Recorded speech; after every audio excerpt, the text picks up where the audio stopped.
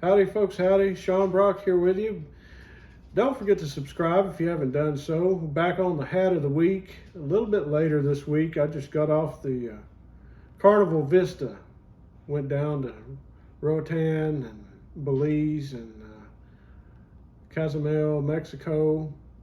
And I tried to do this video in the porthole in our cabin, but the hat failed me. We're here to talk about the Selentino. This is the Sterling in dark camel, and you're probably never going to see anybody go any more bipolar on a hat than what I'm going to on this video. I've said before, I don't talk bad about individuals, but this is a pretty large company, so I'll tell you the good and the bad. I'll tell you right off the bat that there are a lot of things about this hat that I absolutely hate. And having said that, I can't wait to get another one. So here's why. So Selentino dark camel. This is the Sterling. As I said, this is a 2 1/4 brim. The ribbon is 1 1/4, as I recall, which I like very much.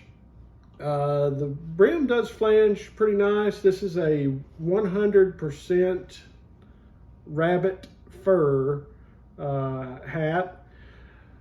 The liner is junk, in my opinion. These feel like women's pantyhose. That's just I'm just giving you my opinion, and I'm not saying that this is exclusive to every Selentino or those they have put out in the past.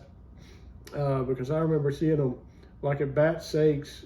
Gus Miller carried those in Cincinnati, and I had a pink one.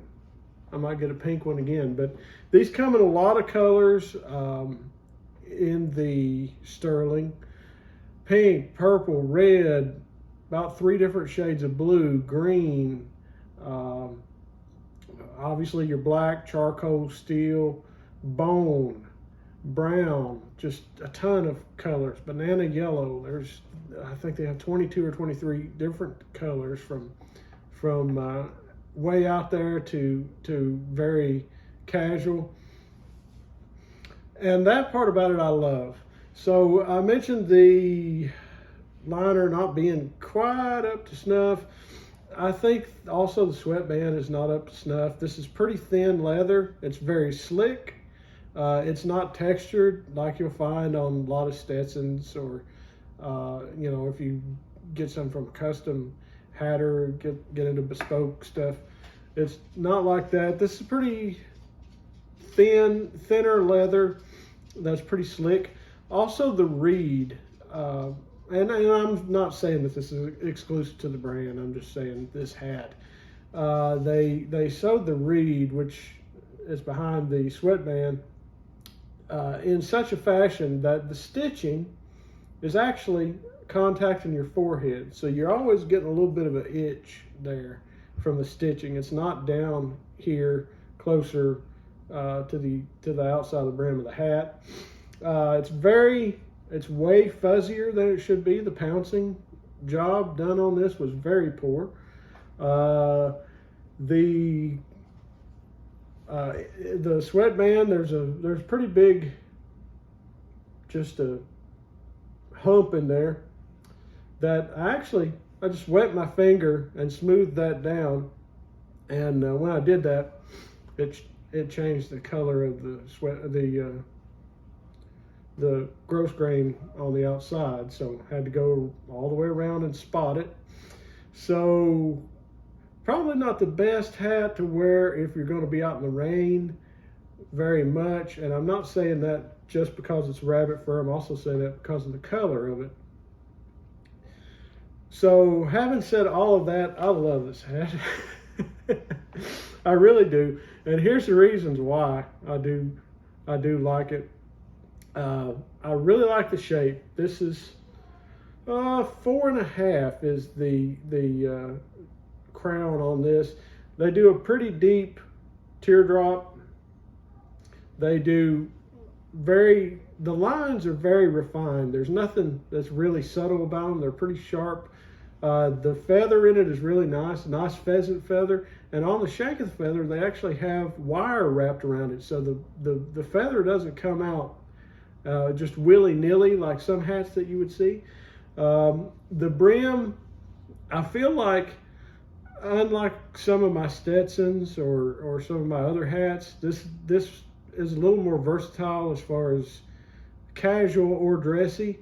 The brim has not got the deepest curl to it in the back, which I like, and I like the brim length too. I kind of like the 2 1/4 like this is, or 2 3/8, something like that.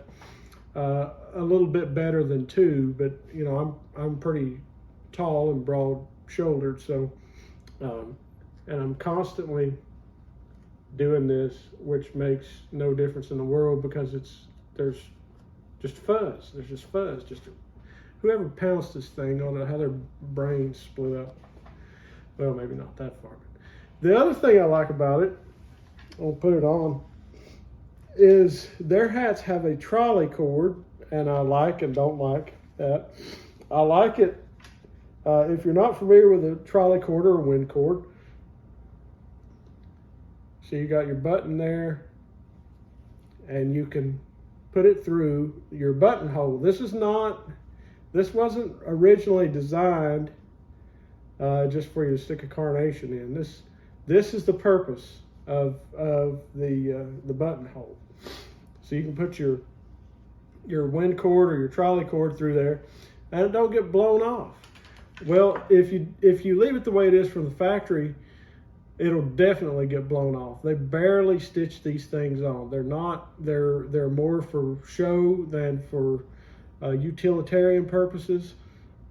So be prepared to stitch this in under the bow, reinforce the stitching, and also reinforce the button.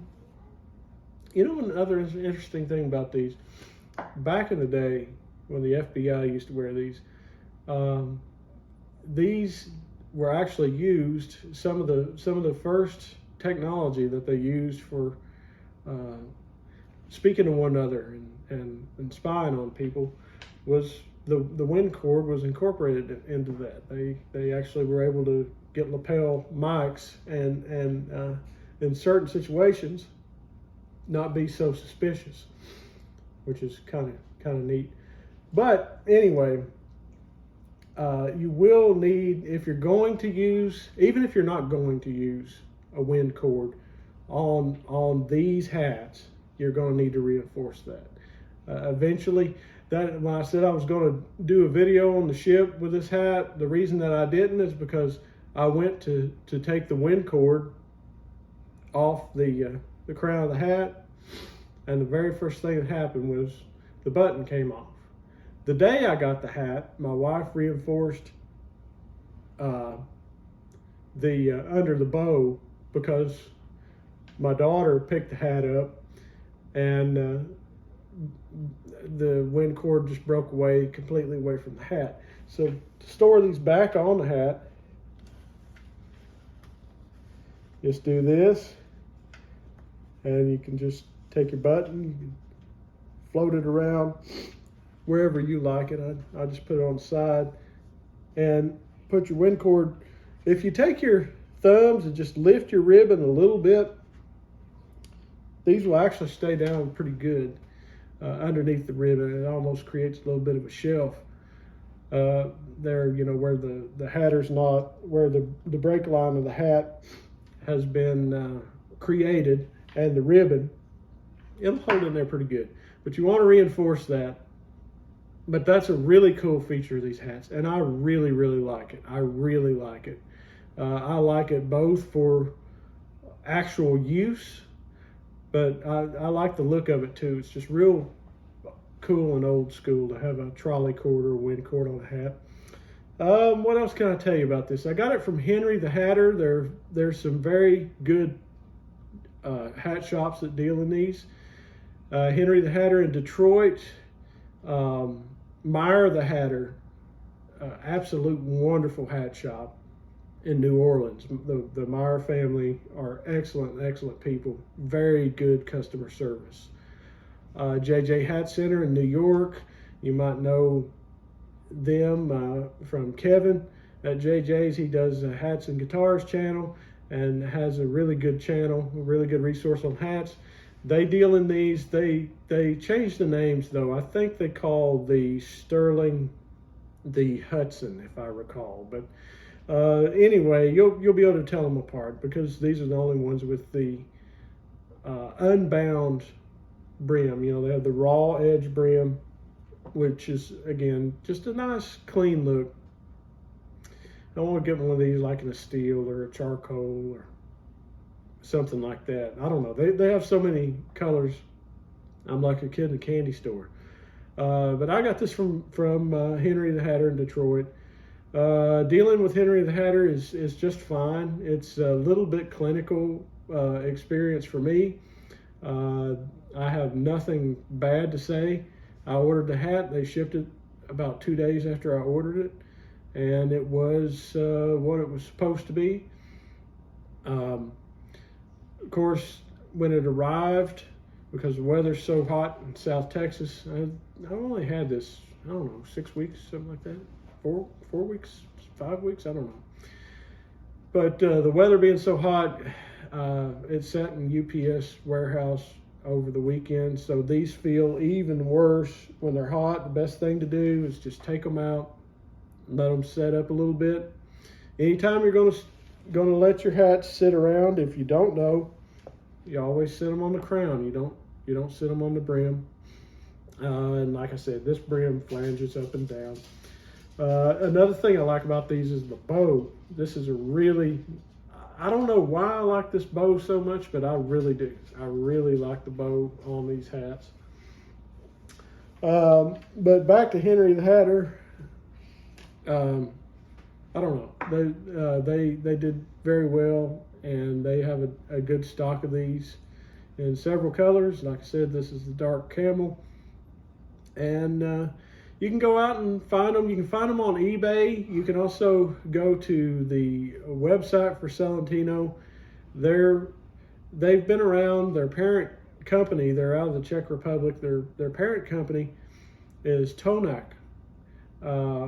which has been making hats since 1799. So they know their business. They know what they're doing, regardless of what one's opinion might be when comparing them to an American-made hat or a custom hat or anything like that. They make a lot of hat bodies, as a matter of fact, for custom hatters. There's been some delay. First, I tried to order from the website. About 2 weeks went by, and I never got my hat. And I never got a reason why. I would check in, and they'd say, yeah, okay, yeah, it should have shipped. I don't know. And then nothing would happen. So finally, I said, well, can you just give me a refund? And I waited a couple days, and nothing ever happened. So I just issued a dispute with PayPal and got my money back. I'm not sure what was up with that. On eBay, you can find them under Selco, Selentino hats, and it's the same people that handle eBay and the website. And they're a little slow to respond, I would say, to put it nicely. However, I know they are dealing with a lot, because something that I didn't even think about, and a lot of people haven't thought about, is due to are we allowed to call it a war now, or is it still just a conflict in Ukraine? But due to the situation in Ukraine with Russia, a lot of the furriers have been impacted. So they're having a hard time getting fur to make hats. And that's something that we don't often think about. So I can be a little more sympathetic, I think, with Selentino, and because you don't want to lose a customer, you don't want to lose an order, but with the supply chain being what it is, because all of a sudden it's 2022 and nobody knows how to run anything, and it's not always the fault of the company. I guess I would say that. During my correspondence with them, they have always been very, very nice, and they seem to have been helpful. But they can be a little slow to respond. And if you're going to buy something, I would encourage you to get together with your size that you're going to order and actually check with them to make sure they've got it in before you place the order, because I think that was part of my problem, is they actually didn't have this hat in, and Henry the Hatter did. So you might want to keep that in mind. But I'll definitely get another one of these, if not two. I want to try what they call the Queen, which is a 2.5-inch brim, and it's a bound brim. I'd like to try one of those, but there's so many colors in the Sterling that I like, so I don't know. I don't know what I'll do, but there's just some shops that you can try these. Some people say that they run a little large in size. These, like my vintage Stetsons, these are sized true with the vintage Stetsons. Now, new Stetsons run a little bit smaller to me than older ones do. And these definitely run just a tad larger than the newer Stetsons, but they run truer to size. And it's, it's a constant battle. I'm between 7 1/8 and 7 1/4, and everybody kind of has a different jive on how they're sizing things. But I felt pretty comfortable, and on their website they will tell you if you're between sizes to go with the smaller of the two sizes. But I've got a lot of Stetson 7 1/8 fedoras that fit exactly like this, and then I've got a couple that fit a little bit tighter. But nonetheless, this is the Selentino Sterling in dark camel with your trolley cord. Thanks be to God. I love this thing. I love the bow too, man. I hate that it gets kind of fuzzy, but I don't know. That's the shape of the crown, the room in the crown, and the length of the brim. I really, really dig just the lines that they have on this. And if you want to check them out, you can see those resources. I'll also put a link for Kevin over at JJ Hat Center, because if you're new to hats, or if you haven't ever checked out JJ's, Kevin is just a wonderful resource, and I've watched a lot of his videos and learned a lot from him, and he seems to be a very helpful type person, so you can check that out. And we'll be back next week with another Western hat. Thank you guys. Take care.